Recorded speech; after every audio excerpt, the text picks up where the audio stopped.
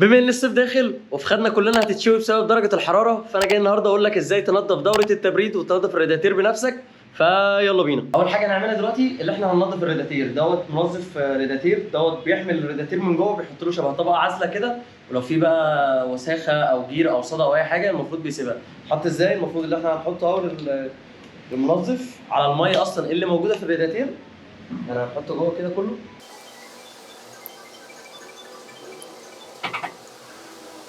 بعد ما فضيت ازازه المنظف كلها، اتاكد ان الرادياتير مقفول، وهتشغل الموتوسيكل من 10 دقائق ل 30 دقيقه. بعد كده صديقي بتفك افزين الميه اللي ماسك الخرطوم اللي واصل بين الموتور والرادياتير. خلي بالك ان الميه بتكون سخنه جدا، فما تحاولش تلمسها عشان لو لمستها هتتعمل منك بطاطس محمره. وبعد ما تفك الخرطوم هتشغل الموتوسيكل وتبدا تزود بنزين سنه سنه عشان تطلع الميه اللي جوه الموتور. وخلي بالك، انا باكد عليك اهو، خلي بالك لازم تعرف درجه الحراره بتاعه الموتوسيكل بتاعك كام، يعني الموتوسيكل اقصى درجه حراره بتوصل له كام، عشان لا قدر الله ما يحصلش مشاكل. ودايما خلي عينك على مؤشر الحراره. عايزك تبص بقى معايا هنا الميه نازله عامله ازاي دي. لو ميه بلاعه مش هتنزل عامله كده طبعا، ديت بسبب ان هي بقى لها فتره كبيره قوي ما اتنضفتش. اما بقى بالنسبه للرغاوي اللي نازله دي، فديت الرغاوي بتاعه الماده اللي احنا حطيناها في اول الفيديو خالص، الماده اللي هي المنظفه. تعالى بقى للخطوه اللي بعد كده، هنجيب ميه مقطره. طب ايه رمز الميه المقطره دي؟ الميه المقطره ديت الميه اللي هي بتنزل من التكييف اللي بيبقى في البيت. طب لو مفيش ميه مقطره هنجيب ميه من الصيدليه. مفيش ميه من الصيدليه والامكانيات مش مساعده، خلاص هنغسل الرادياتير بميه حنفيه وامرنا لله.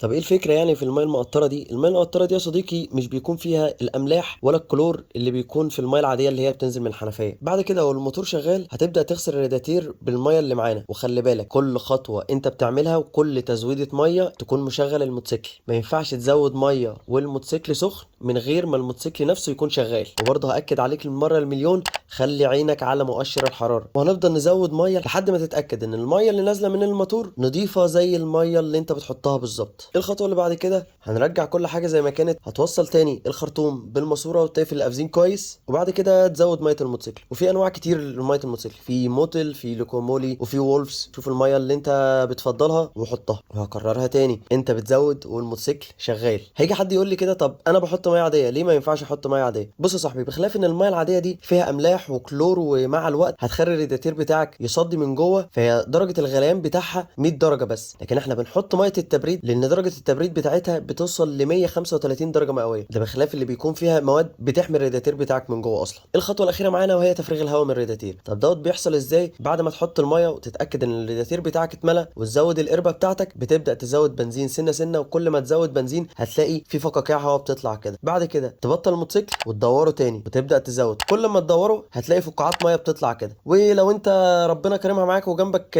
مركز عربيات، ممكن تروح له وعندهم هو جهاز كده بيكبس لك الهواء من الاخر كده، هيسحب لك كل الهواء اللي في الرادياتير. بس انا بحاول اوفرها عليك واقول لك ازاي تعملها بنفسك في البيت. استنى الفيديو الاسبوع الجاي. سلام.